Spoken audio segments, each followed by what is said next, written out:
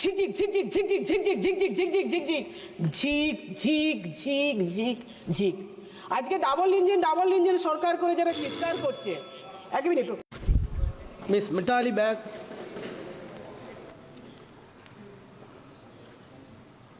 নমস্কার।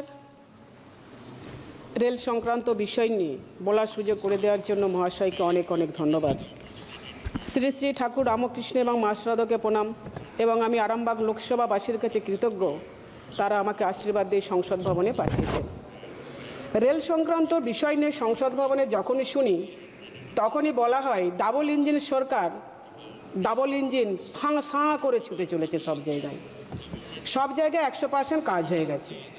আরও শোনা যায় এই সংসদ ভবনে সবকা সাথ সবকা বিকাশ।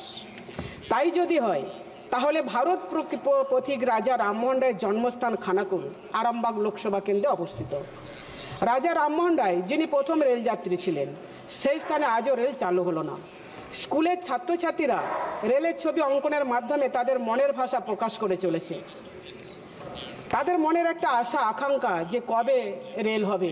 তারা মনে মনে ছবি আঁকছে, দেওয়ালে ছবি আঁকছে, খাতায় ছবি আঁকছে যে আমরা রেলে করে স্কুলে যাচ্ছি, কলেজে যাচ্ছি। ছাত্রছাত্রী এবং সাধারণ মানুষজন আর কতদিন অপেক্ষা করবেন মন্ত্রী মহাশয় যদি একটু বলেন।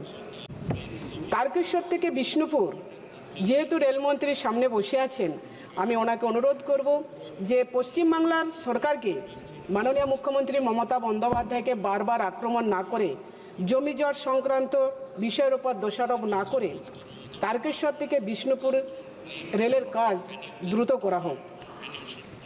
আরও একটা বিষয়, তার ক্যান্সার পেশেন্টদের যাতায়াতের সুবিধার জন্য মুম্বাই টাটা মেমোরিয়াল যে হসপিটাল রয়েছে, সেটা যাওয়ার জন্য যদি আরামবাগ থেকে মুম্বাই কিংবা আরামবাগ থেকে ব্যাঙ্গালোর যদি কোনো রেল চালু করা হয় সেটা খুবই ভালো হয়। যদি সপ্তাহে 2 দিন অন্তত হয় সেটাও খুব ভালো বিষয় হয় পেশেন্টদের জন্য। এবং স্টপেজ অবশ্যই শেওড়াফুলি, তারকেশ্বর, আরামবাগে যদি হয় তার মতো কোনো ভালো জিনিস আর হতেই পারে না। যাই হোক না কেন, আমরা একটা বিষয় দেখে আসছি। কিছুক্ষণ আগে এখানে একজন সতীর্থ বলছিলেন যে রেলের নাকি কোনো দুর্ঘটনা হয়নি। সুন্দর, আমি জানি না উনি খবরের কাগজ দেখেন কিনা, সংবাদ দেখেন কিনা। আমি জানি না সংসদ ভবনে দাঁড়িয়ে এ ধরনের মানুষের জন্য মিথ্যে কথা বলা যায় কিনা, হাততালির জন্য মিথ্যে কথা বলেন কিনা, এটা আমি জানি না। তার কারণ আমরা যখন ছোটবেলায় খেলতাম, আমরা প্রথমে বলতাম কু ঝিকঝিক ঝিকঝিক ঝিকঝিক ঝিকঝিক ঝিকঝিক ঝিকঝিক ঝিকঝিক ঝিক ঝিক ঝিক ঝিক ঝিক।